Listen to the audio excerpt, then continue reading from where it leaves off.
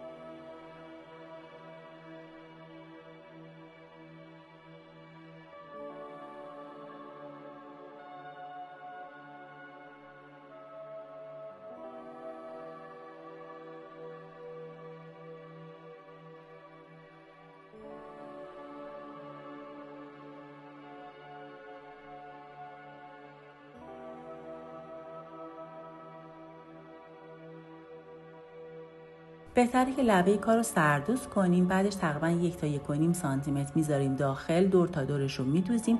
یه 4-5 سانتی متر فاصله میذاریم برای اینکه بتونیم کش رو رد بکنیم.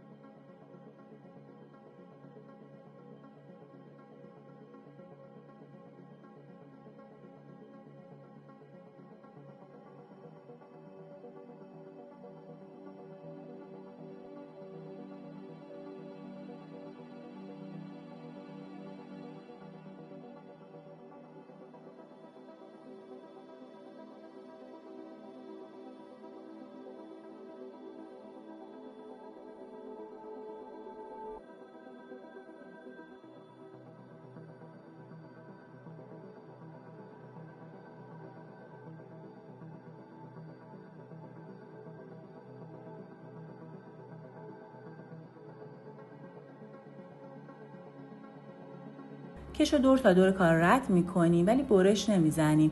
اول میبریم روی کارمون، صاف میکنیم پارچه رو کاملا. اون مقداری که باید پارچه کشیده بشه که سفت وایسه رو میکشیم. در نهایت اون مقدار اضافه کش رو برش میزنیم.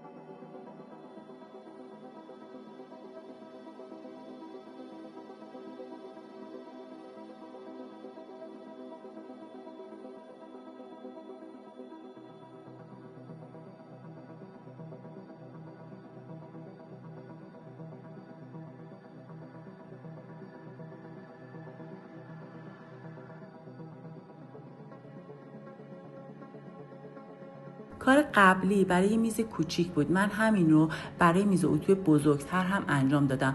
روش یه دونه کاغذ پوستی گذاشتم روی میزم، دور تا دورش رو برش زدم، گذاشتم روی ابرم، در نهایت روی مدخالی که میخوام بکشم روش و لایه آخر کار رو مثل کار قبلی در میاریم.